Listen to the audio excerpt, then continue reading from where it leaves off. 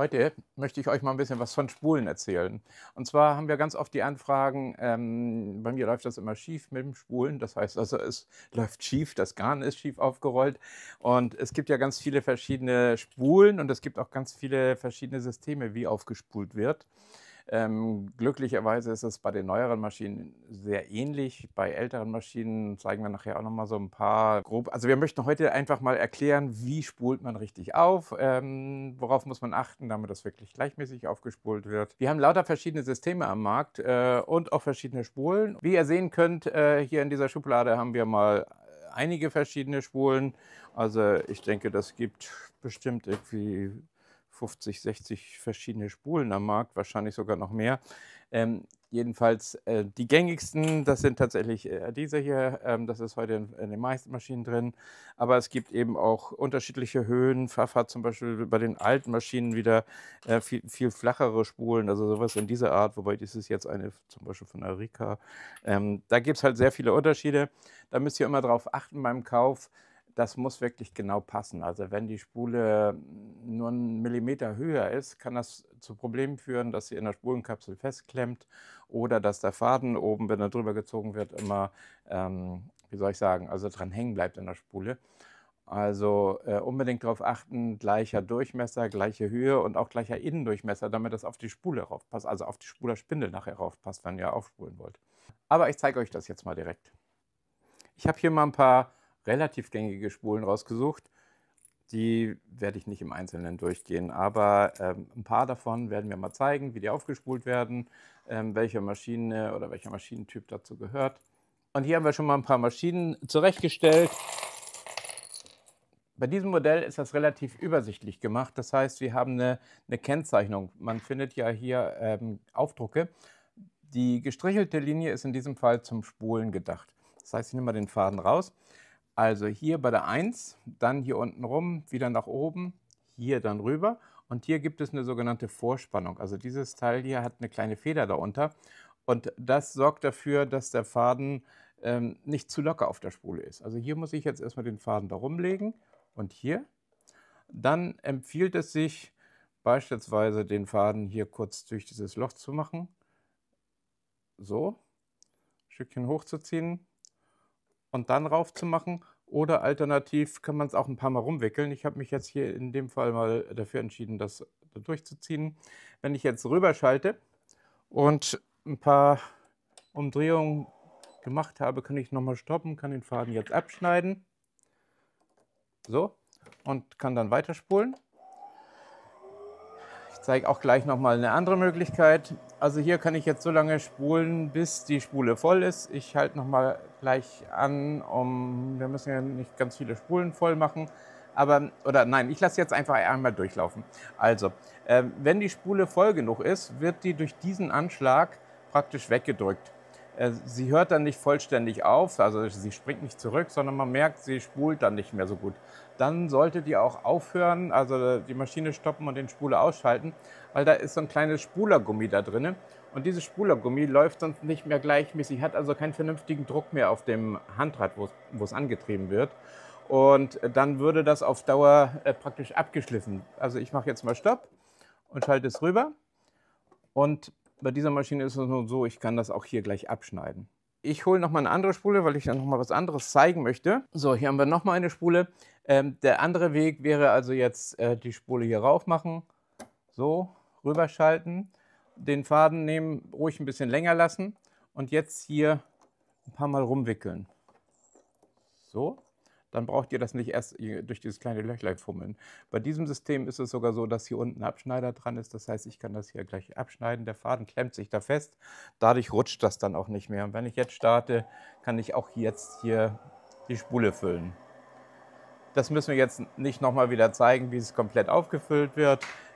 Das machen wir im Hintergrund, beziehungsweise später. Jetzt gehen wir mal zu dem nächsten System. Wir bleiben hier jetzt mal bei Brasa. In dem Fall haben wir jetzt eine Kunststoffspule, eine Metallspule und tatsächlich ist das beides möglich, diese zu verwenden. Dies ist jetzt eine etwas hochwertigere Spule mit einer Riffelung unter, findet man auch häufiger beispielsweise bei Bernina. Die gibt es aber auch so mit dem glatten Körper darunter. Diese Rifflung ist eigentlich nur dafür da, wenn ich den Faden am Anfang ein paar Mal drum wickel, dass das besser hält, dass er nicht so leicht zurückrutscht. Also diese Spulen sind deutlich günstiger am Markt als diese geriffelten, aber verwendbar sind sie beide. Hier müsst ihr eben, wie gesagt, nur darauf achten, es muss immer der gleiche Durchmesser hier sein, es muss die gleiche Höhe sein und hier drinnen, dieser Innendurchmesser, muss auch identisch sein. Weil wenn es da Unterschiede gibt, dann kriegt ihr das teilweise nicht hier auf dieser Spulerspindel rauf. Also ich habe hier jetzt mal eine andere Spule beispielsweise, die kann ich versuchen, was ich will, die geht hier nicht drauf. Also da hätte ich mich dann verkauft, wenn ich sowas geholt habe. Da muss man also tatsächlich gerade bei Online-Bestellungen darauf achten, dass es passend ist. Diese Maschine ist ähnlich vom Aufspulen her wie das eben gezeigte, ein bisschen simpler aufgebaut. Hier die Spule raufdrücken. Dann haben wir hier die erste Führung, die zweite Führung. Auch hier ist es ja wieder mit dieser gestrichelten Linie, nur dass ich diesmal praktisch hier so rumgehe. Aber auch wieder wichtig über diese Vorspannung, da muss es sauber drunter liegen, weil die sorgt letztendlich auch dafür, ich wickel das hier noch ein paar Mal rum, so, und schneide das hier unten wieder ab. Dieses Teil hier vorne, das sorgt dafür, dass es gleichmäßig aufgespult ist.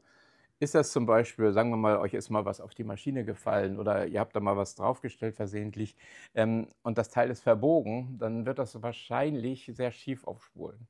Und dann kriegt ihr nicht so viel rauf oder es spult nicht, also näht nicht so gleichmäßig. Also da solltet ihr darauf achten, dass es beim Spulen praktisch immer hin und her läuft. Ich mache das jetzt hier mal. So. Und hier kann man wunderbar sehen, ich mache das mal ein bisschen langsamer, der Faden läuft ganz eigenständig immer hoch und runter und spult dadurch gleichmäßig auf. Wäre dieses Teil, diese Vorspannung verbogen, oder bei manchen Maschinen kann man das auch verstellen, zeige ich euch nachher auch nochmal, dann würde das nicht sauber funktionieren. Also ich brauche gar nichts dazu tun, das läuft ganz alleine immer hin und her. Dafür sorgt diese Vorspannung. Also dies war jetzt mal eine andere Buzzer. Jetzt nehmen wir uns mal eine Singer und gucken mal, wie das da aussieht. Aber das kann man nicht unbedingt abhängig von der Marke machen, diese verschiedenen Spulsysteme, sondern eher vom Preisgefüge. Also ich sage mal, eine preiswerte Pfaff beispielsweise wird meistens anders aufgespult wie eine höherwertige Pfaff. Und so ist das bei vielen anderen Herstellern auch. Es gibt sehr viele verschiedene Systeme, die sich aber alle irgendwo ähneln. Und es ist eigentlich immer das Gleiche, dass man auf diese Vorspannung achten muss, damit das gleichmäßig spult. Ich nehme jetzt mal eine Singer und dann gucken wir mal da. Ein relativ preiswertes Einsteigermodell, was viel verkauft wurde anscheinend. Da zeige ich mal, wie das da funktioniert. Eine gelbe Spule, wir haben die auch in verschiedenen Farben, gibt es also ganz viele verschiedene Farben am Markt. Hier jetzt mal in lila, in rosa, in blau. Also die gibt es nicht nur einfach in durchsichtig. Das Prinzip, wie gesagt, ist immer sehr ähnlich. Hier ist das auch abgebildet. Das heißt, wir haben hier die 1, die gestrichelte Linie. Und in diesem Fall legen wir jetzt hier unter diese Schraube, da ist also diese Glattfeder oder diese Feder, eine Klemmfeder ist das, also so eine Spiralfeder, die zusammendrückt, einmal über Kreuz hier lang. Also hier kann man sehen, einmal so rumlegen und dann hier zur Spule rüber. Jetzt hier wieder ein paar Mal rumwickeln. Generell immer darauf achten, dass ihr auch wirklich bei der Spule zwischen diesen beiden Teilen sozusagen, also dass ihr auch innerhalb der Spule seid, weil es kann schnell mal passieren, dass der Faden hier unten drunter gewickelt wird und dann habt ihr ein Problem, dann könnt ihr alles händisch wieder abwickeln. Wenn es ganz blöd gelaufen ist, ist das sogar alles in die Spulerspindel reingelaufen und ihr müsst die Maschine öffnen oder in die Werkstatt bringen. Das kann also auch passieren. Also hier jetzt auch rüberschalten, das Pedal drücken und dann wird hier gespult. Sollte das jetzt hier nicht gleichmäßig laufen, habt ihr die Möglichkeit, diese Schraube hier ein bisschen rein oder raus zu drehen. Läuft jetzt nicht so ganz so ruhig, das Spulen, wie es bei der anderen war, aber ihr seht, das läuft auch gleichmäßig. Auch hier sorgt jetzt der Spuleanschlag dafür, dass es praktisch aufhört zu spulen. So, und jetzt aufhören, ausschalten und die Spule runternehmen, Faden abschneiden. Wie ihr seht, ist das hier schön gleichmäßig aufgespult. wenn die Spule nicht voll genug wird, könnt ihr diesen Anschlag hier, diese Schraube, die kann man lösen und diesen Anschlag ein bisschen weiter wegdrehen. Dann wird die Spule etwas voller. Achtet aber darauf, dass es nicht zu weit ist. Also nicht, dass das Garn oberhalb dieser, also wenn ihr hier irgendwas drauflegt, dann muss das Garn maximal bis da sein. Das darf halt keine Wölbung sein, weil sonst würde das in der Spulenkapsel nachher festklemmen und das wäre ja kontraproduktiv. Als nächstes habe ich hier mal eine Rika. Hier ist es ein bisschen verwirrend. Viele machen da Folgendes verkehrt. Man hat hier eine Vorspannung, die man aber separat erst rausziehen kann. Ich mache sie jetzt nochmal rein. Ich zeige euch nochmal, wie das hier funktioniert. Also, die Garnrolle kommt ganz herkömmlich auf den Garnrollenhalter. Dann haben wir hier die Vorspannung hier oben. Da einmal rumlegen, dann den Faden nach unten runter, dieses Teil hier rausziehen, den Faden jetzt in diese Kerbe hier legen und einmal über Kreuz lang legen. Dann diesen Deckel hier aufklappen und hier sieht man einen Pfeil für die Pfeilrichtung, das heißt, es läuft jetzt hier so rum, ein paar Mal rumwickeln. So 5, 6 Mal sollte reichen und dann den Faden abschneiden. So, und dann können wir spulen. In dem Fall ist es so, dass diese Klappe, wenn ihr die öffnet, praktisch also einen Schutz bietet für den Spuler und das Nähwerk ist bei dieser Maschine abgeschaltet durch diesen kleinen Stift, der in dem Spuler hier drin ist. Ich zeige euch das gleich nochmal, wenn die fertig ist. Hier müsst ihr selber dran denken, aufzuhören, weil hier ist kein Anschlag. Also das müsst ihr dann praktisch eigenständig machen. Und wie gesagt, umgeschaltet wird das durch diesen kleinen Hebel. Wenn ich jetzt keine Spule drauf habe, dann läuft die Maschine auch wieder mit. Und damit ihr euch hier nicht verletzen könnt, ist eben dieser Deckel hier drüber. Also ein anderes System, aber funktioniert ähnlich. Ein kleiner Hinweis, es gibt wahnsinnig viele Maschinen. Wir gehen jetzt einen Teil von diesen Systemen durch, aber es gibt da wirklich, gerade bei den alten Maschinen, manchmal Dinge, wenn ihr da nicht mit klarkommen solltet. Wir haben eine Online-Beratung, da könnt ihr einen Termin buchen und dann helfen wir euch da gerne weiter. Hier haben wir mal eine Maschine, wo das komplett anders läuft mit dem Spulen. Es gibt keine herkömmliche Vorspannung, sondern ihr fädelt die Maschine praktisch ein und spult dann praktisch über den herkömmlichen Weg. Das heißt, die normale Fadenspannung dient dann eben als Vorspannung. Dabei ist allerdings wichtig, dass ihr dann das Füßchen nicht runter macht, weil das sonst zu stramm wird. Also diese Spannung hier oben, die ist nur dann locker, wenn das Füßchen oben ist. Wenn ich die runter, habt ihr das gesehen hier? Also ich mache das nochmal. Hier ist jetzt locker, mache ich den Hebel runter, wird es stramm. Und dann würde die Vorspannung zu stark werden. Und das kann dann dazu führen, dass die Spule sich erwärmt durch die Reibung. Und die kann dann auf der Spulerspindel regelrecht festkleben. Das ist generell ein Problem, wenn das nicht korrekt eingespannt ist oder eingefädelt wurde. Ja. Das ist generell ein Problem, wenn das nicht richtig eingefädelt wurde und zu fest aufgespult wird, dann drückt es die Spulen manchmal regelrecht auseinander. Das heißt, die Spule, die beiden Hälften, die ihr habt, die werden dann richtig auseinandergedrückt und die Spule ist kaputt. Passiert vor allen Dingen eher mal bei älteren Spulen, weil dieses Kunststoff wird ja im Laufe der Zeit spröde. Da sind so Weichmacher drin, die über die Jahre verdunsten und dann wird das hart und rissig.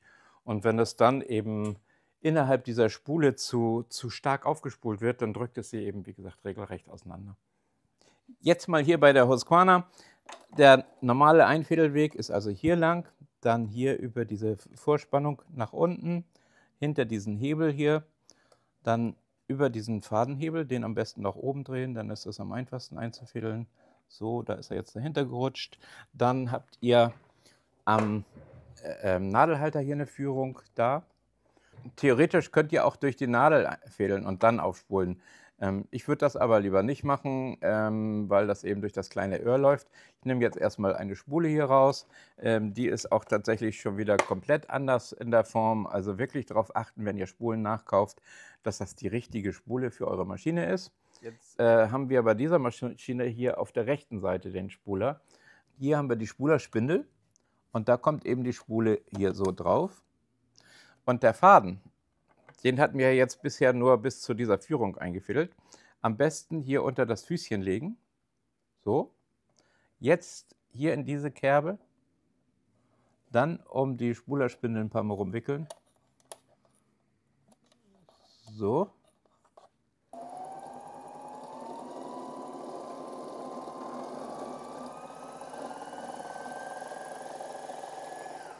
Bei vielen Maschinen macht das Sinn, hier so ein bisschen die Spule mitzuhalten, weil durch das schnelle Drehen kann das sein, dass sie abspringt nach oben. Das heißt, einfach so ein bisschen die Finger draufhalten oder so ein bisschen führen, damit die praktisch vom Garnrollenhalter nicht runterspringt. Jetzt genug mit der Spulerei. 2 Pfaff gucken wir uns noch an und dann war es das mit dem Spulen. Wie gesagt, habt ihr Fragen, haben wir einen Beratungsservice, da könnt ihr euch gerne melden. Ein gängiges Pfaffmodell. Diese Maschinen sind wirklich über viele, viele Jahre verkauft worden. Die gibt es sozusagen als Varimatik mit diesem Einstellrädchen oder als Tippmatik mit den Tasten dann hier. Und die haben beide das gleiche System beim Spulen oder diese ganze Bauserie eigentlich. Auch hier haben wir schon wieder andere Spulen. Die sind sehr flach. Das ist ein typisches System, was Pfaff immer dann verwendet hat, wenn ihr den sogenannten Doppelumlaufgreifer hattet. Das heißt, unten ist die Spulenkapsel hier noch vertikal drin und hier liegt dann die Spule drin. Die gibt es in bläulich, die gibt es in klar, die gibt es aber auch in Metall. Also auch hier habt ihr immer die Wahl. Übrigens gab es früher auch mal eine Maschine bei Pfaff, die hatte hier oben einen Magnet als Spuler. Das heißt, also man konnte dann tatsächlich nur die Metallspulen verwenden. Also da kamt ihr mit den Kunststoffspulen gar nicht mehr weiter. So, hier haben wir aber jetzt eben eine Kunststoffspule. Die Garnrollenstifte kann man hier hochziehen. Die Spule wird hier raufgelegt und zwar ist hier so ein kleiner Stift dran. Da ist ein kleiner Stift an der Spindel. Der muss hier quasi einrasten, dann rüberschalten. Die Garnrolle hier rauf und auch hier einfach einmal über Kreuz einfädeln. Also eigentlich ganz simpel. Wenn ihr das aber nicht über Kreuz macht, dann springt der Faden beim Spulen relativ leicht raus. Also besser über Kreuz. Jetzt hier eben 4-5 Mal rumwickeln. Das hatten wir bei anderen Systemen auch schon. Den Faden einmal abschneiden, Maschine einschalten und schon können wir spulen.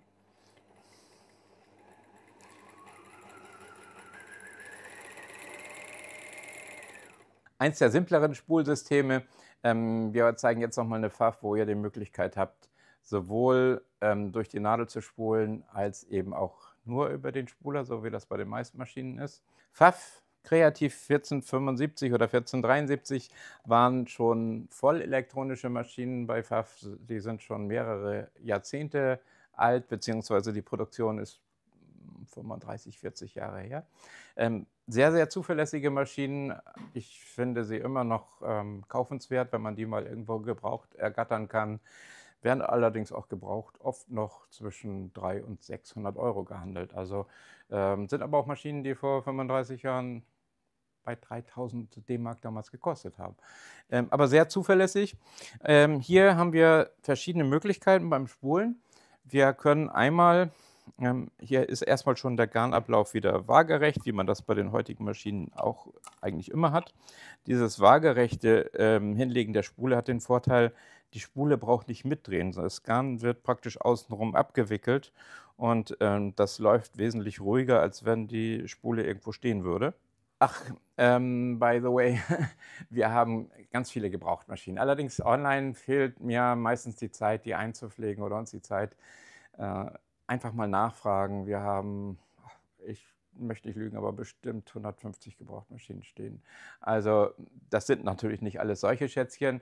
Da sind auch einfache Maschinen dabei, die für 30, 50 Euro teilweise zu haben sind. Allerdings verkaufen wir tatsächlich auch nur Maschinen, die von uns vorher in der Werkstatt überprüft worden sind, die auch tatsächlich in Ordnung ist. Da ist nicht jede Maschine general überholt, gerade bei den preiswerten Maschinen nicht, aber zumindest grob gesäubert, geölt und voll funktionstüchtig. Bei den etwas wertigeren Maschinen haben wir natürlich immer vorher eine volle Überholung gemacht, damit ihr wirklich sicher sein könnt, dass ihr wirklich eine 1A-Maschine, eine top gepflegte Maschine bekommen könnt. So, jetzt kommen wir nochmal zum Aufspulen. Hier haben wir, wie gesagt, ein liegendes System für die Spule. Jetzt machen wir hier mal den Stopper drauf, damit sie nicht mehr runterrutschen kann. Und die Spule lege ich erstmal hier beiseite. Ihr könnt bei dieser Maschine die Maschine ganz normal einfädeln und dann spulen. Ich zeige euch mal, wie das läuft. den Faden hier reinlegen, so. Jetzt haben wir ja noch die Führung hier am Nadelhalter. Bei der Maschine haben wir tatsächlich sogar schon einen Einfädler. So, den Faden da unterhalten. Und der zieht das durch die Nadel durch.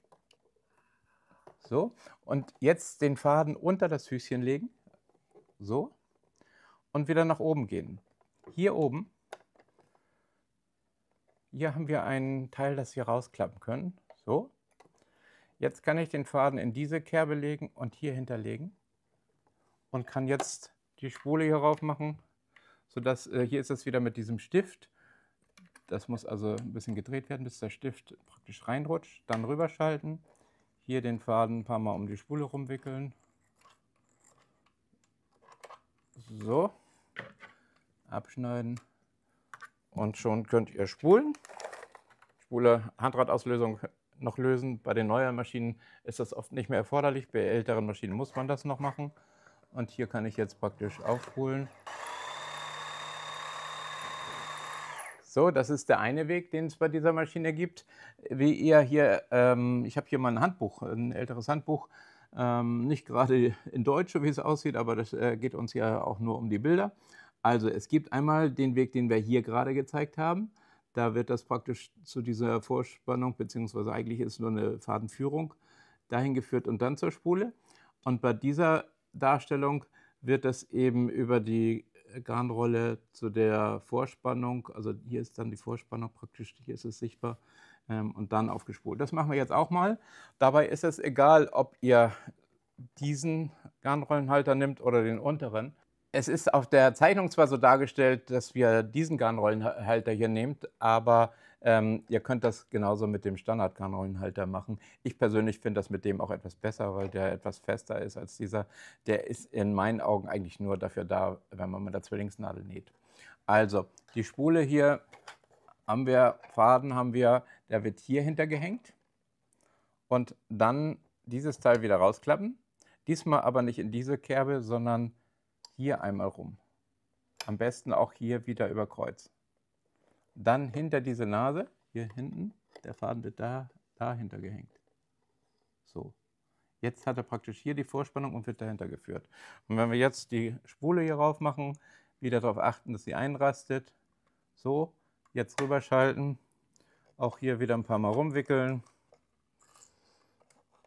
So, und schon können wir aufspulen.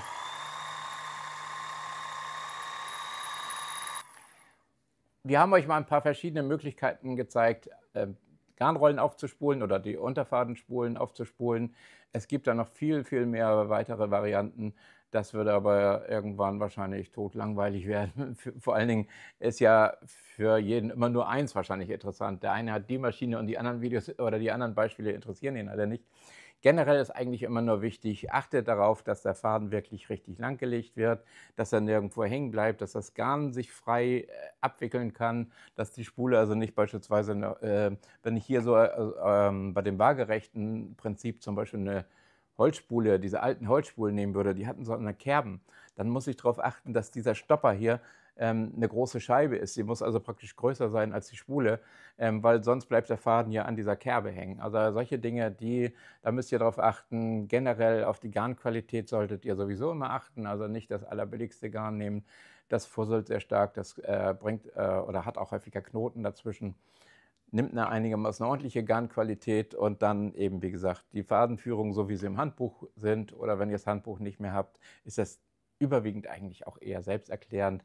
Man muss halt nur wissen, der Faden muss immer eine gewisse Vorspannung haben, damit es nicht zu locker aufgewickelt wird.